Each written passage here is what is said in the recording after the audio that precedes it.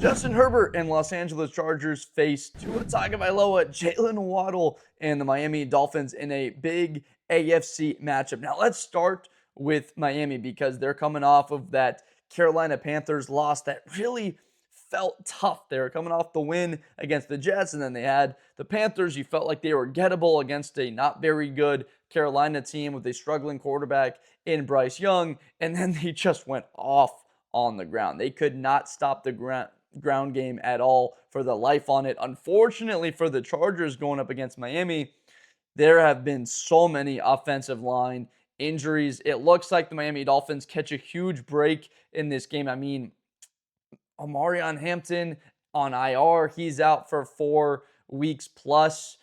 Joe Alt, does he come back for this game? Frankly, do they need Joe Alt to beat Miami?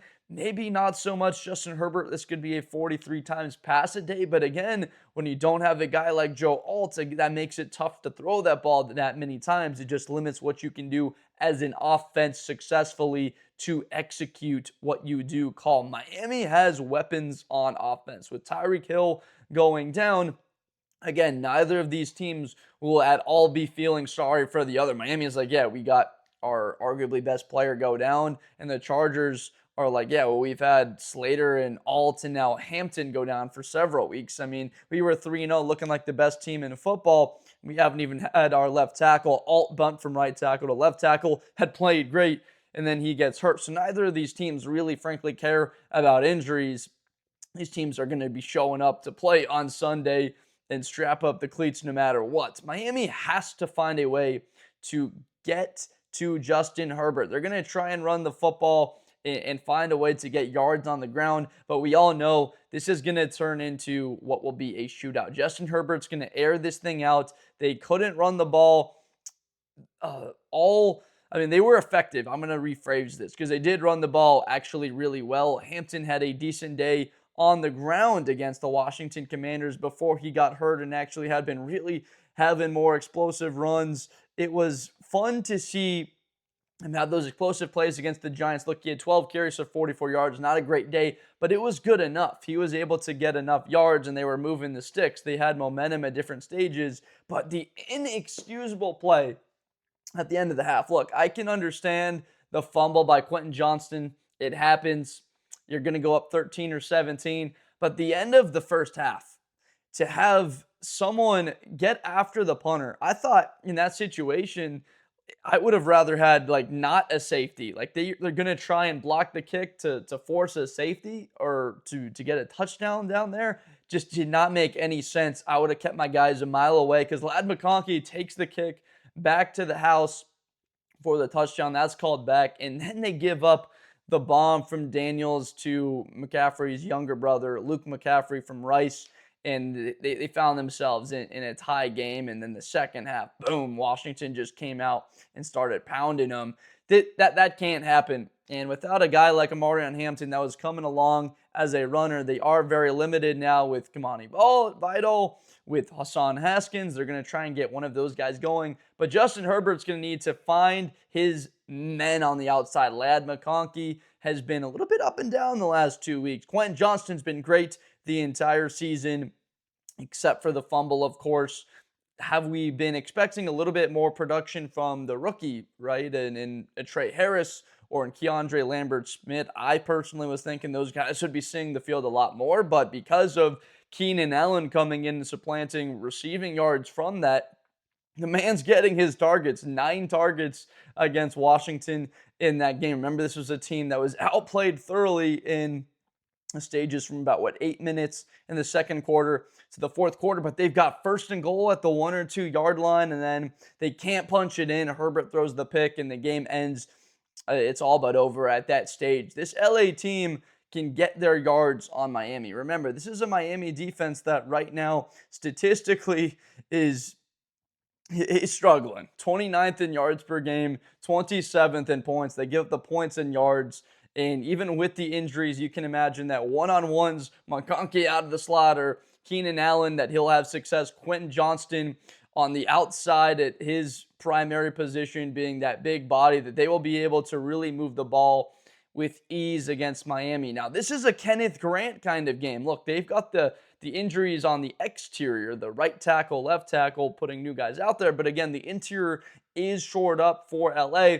Kenneth Grant, the rookie, it's time, big man, to get out there and make an impact for this defense. They need some big plays out of him. They took him out of Michigan because of his impact in the run game. Now he can also get after the passer, an athletic freak in the middle there. It's why he was the second defensive tackle taken in this draft after his teammate Mason Graham. They need a good day out of him. Mika Fitzpatrick, he is the type of player that can change a game. Roaming around the secondary, he can come up and play so many different positions, that dynamic chess piece that they possess. Let's talk a little bit about this Miami offense, because in the sense of what you would think they are, is they're so going to be pass oriented, right? Taking their shots down the field, but it hasn't at all been what Miami has looked like. They've actually really tried to commit as of late. They weren't committing to the run at all in the beginning stages, and then they had success against the Jets, and then last week against Carolina, trying to run the football a little bit more. Devon Achane is an explosive back. He's a bit lighter than most typical guys, but on the season so far, he's averaging 4.5 yards a carry. He's a great threat out of the backfield, catching the football. He's able to create a lot of, I guess, the receiving yards as a running back that's an extension of the run game, right? The short passes to Waddle, try and get him 5-6 yards on first down,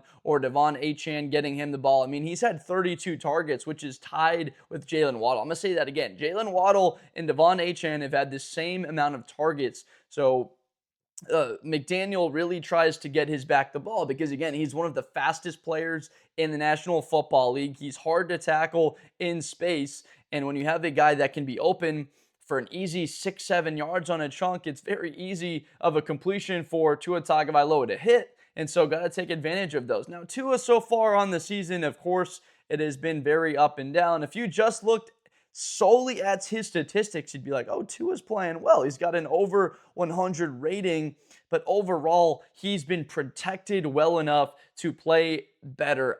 I get it. Look, I'll say it again. Tyreek Hill goes down. He had been playing good in that game against New York. He'd had his moments early in the season against Buffalo. That team is fighting pretty well, but it had not looked like the same Tyreek Hill that all of us had been used to. Who is the next guy up to step up on this offense? Well, it has been Darren Waller. Darren Waller has been great for Miami this year and really bouncing back and being that next guy. Him and Jaylen Waddle looks to be the two main threats that the Chargers are going to have to deal with. Remember, this Chargers defense is dealing with the injury to Khalil Mack, trying to get production elsewhere from their edge guys in that rotation.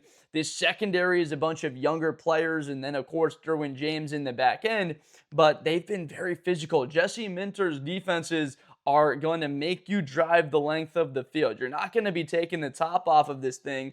They're not going to be letting Jaylen Waddle roam free and get one-on-ones. They're going to rotate the coverage to him and make sure that he is covered by a safety that might be Derwin James roaming. But also, too, you got to keep your eyes on Derwin at all times, because number 3 in the ability to line up on the line of scrimmage, be in a linebacker role with his athletic freak traits, he can wreck a game in the exact same way that Mika Fitzpatrick will. This is going to be about as good of safety play that you can watch. If you're a Charger fan, have to understand where Mika is. If you're a Dolphin fan and you're watching the game, keep your eyes on Derwin James. You cannot let either guy wreck the game for you. Now, I do think the Chargers clearly have the edge with the talent they possess. This is still one of the better teams in the league.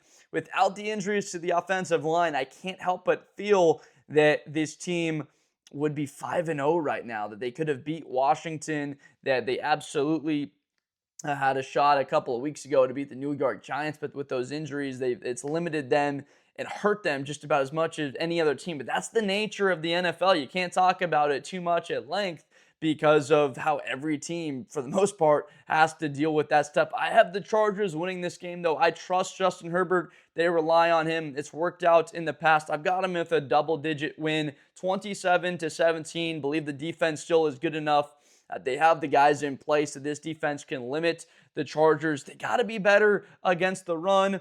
It's fortunate for Miami that they're not going up against an Amarion Hampton or that offensive line with that potential. But again, this Chargers offense not scoring a whole bunch of points, 25th in points, but they are 11th in yards. Defensively, though, they are easily a top 10 unit. 7th in yards, 6th in points. They get after you, and expect them to do that against Tua. Let me know down below in the comments whether you agree that the Chargers win or you disagree that Miami will bounce back, get a win at home. I would love to hear from you guys. Try and get down there in comments as much as possible. If you enjoyed, please subscribe for more football content. If you have not already, I make NFL and college videos every day. It's so fun to do that and break down these games as we get going further on into the NFL and college seasons. Thank you so much for watching, and I will see you next time.